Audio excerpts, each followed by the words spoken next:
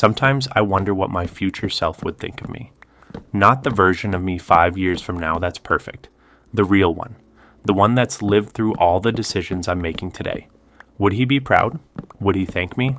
Or would he wonder why I kept putting everything off? I think about that more than I probably should. Because the truth is, the person you're going to become isn't created overnight. They're being built right now. With every decision you make, every habit you repeat, every excuse you accept. For the longest time, I lived like tomorrow didn't really exist. I'd tell myself, I'll start on Monday. I'll get serious next month. I'm still young. I've got plenty of time. And maybe you've said those things too. The problem is, tomorrow has a funny way of turning into next year. I blinked, and somehow years had passed. The things I wanted to do were still sitting on the same mental to-do list, still waiting for the right time. I used to think one big decision would change my life, that one day I'd wake up with incredible motivation. I'd completely reinvent myself, go to the gym every day, eat perfectly, read every morning, build the business, become the person I wanted to be. It was a nice fantasy, but that's all it was. Because life almost never changes in one dramatic moment. It changes quietly, one small decision at a time. Most days don't feel important. Choosing to go for a walk instead of staying in bed doesn't feel life-changing. Reading 10 pages doesn't feel life-changing. Saving a little money doesn't feel life-changing. Turning your phone off an hour earlier doesn't feel life-changing. But repeat those decisions for a year, and suddenly you're living a completely different life. That's what I never understood. Your future isn't built by huge moments. It's built by ordinary ones. The scary part is, the opposite is true too. Skipping one workout doesn't seem like a big deal. Ordering takeout again doesn't seem like a big deal.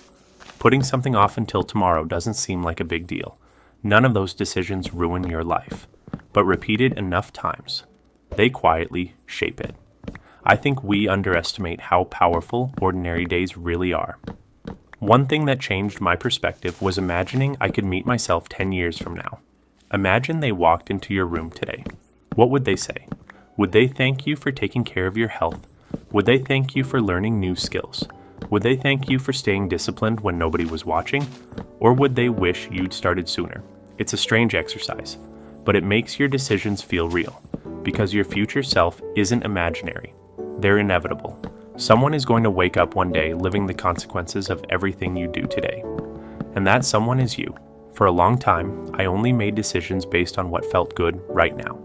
Sleep in, eat whatever, scroll a little longer, skip the work, avoid the difficult conversation. Future me could deal with it. Except, future me eventually became present me. And suddenly, I was the one dealing with the consequences. I was the one wishing I'd started earlier. I was the one regretting the time I'd wasted. That's when I realized something. Your future self isn't some stranger. They're you, just older. Every favor you do for them, you're really doing for yourself. I also realized that every time I kept a promise to myself, I was sending a message.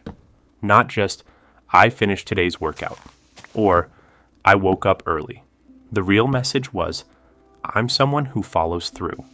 That identity matters. Because once you start seeing yourself as someone who keeps their word, everything else gets easier. On the other hand, every excuse you repeat becomes part of your identity too. I'm just lazy. I never finish things. I'm not disciplined.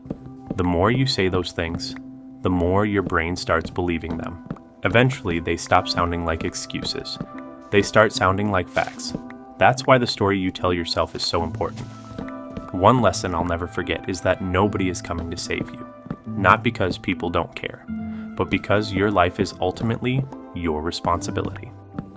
At first, that sounds harsh, but I actually found it freeing. Because if I'm responsible, then I also have the power to change things. I don't have to wait for perfect circumstances, or more motivation, or the right time. I can make one better decision today, then another tomorrow, then another after that. That's how lives change, not all at once, one choice at a time. There's something else I think about a lot. Imagine your future self could send you one message, just one. Do you think they'd tell you to keep overthinking, to spend another year doubting yourself, to stay comfortable because it's easier? Probably not. because you were too busy being yourself. Everyone else is doing the exact same thing. They're worrying about how they're being perceived, not studying every little thing about you. That realization was incredibly freeing.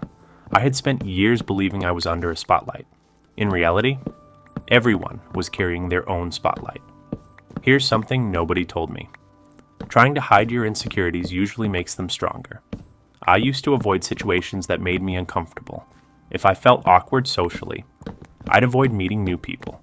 If I felt insecure about how I looked, I'd avoid taking pictures. If I was afraid of failing, I'd avoid trying.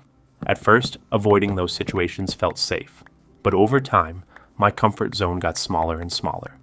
Eventually, I realized something. Every time I avoided something because of an insecurity, I was teaching my brain that the insecurity was right. The only way out was through, not by forcing myself to become fearless, but by proving to myself that I'd be okay, even if I felt uncomfortable.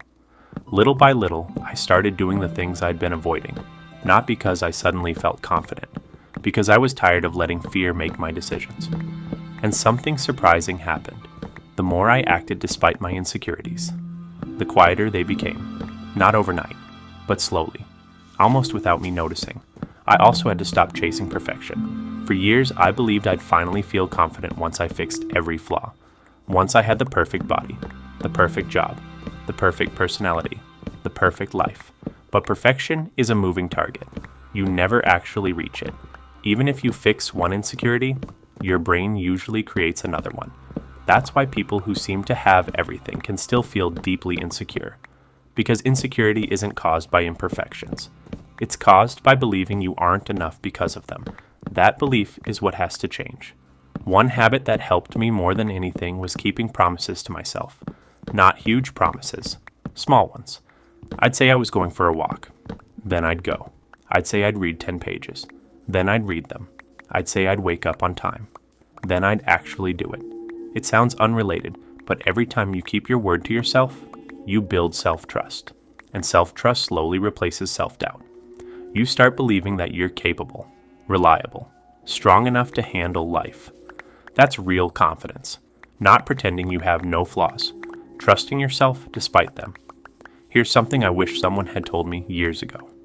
You don't have to love every part of yourself to respect yourself. There's this idea online that you need to wake up every morning completely loving yourself. That's unrealistic. Some days you'll feel great. Some days you won't. What matters is how you treat yourself on both kinds of days. Talk to yourself the way you talk to a close friend. You wouldn't constantly remind your friend of everything that's wrong with them, so why do it to yourself? The voice in your head becomes the voice you believe. Choose it carefully. If there's one thing I'd leave you with, it's this. Your insecurities don't disappear because one day you wake up feeling perfect. They disappear because you stop giving them control over your life. You stop waiting until you feel good enough. You stop comparing yourself to everyone else. You stop believing every negative thought your mind throws at you. And instead, you start living. You start trying.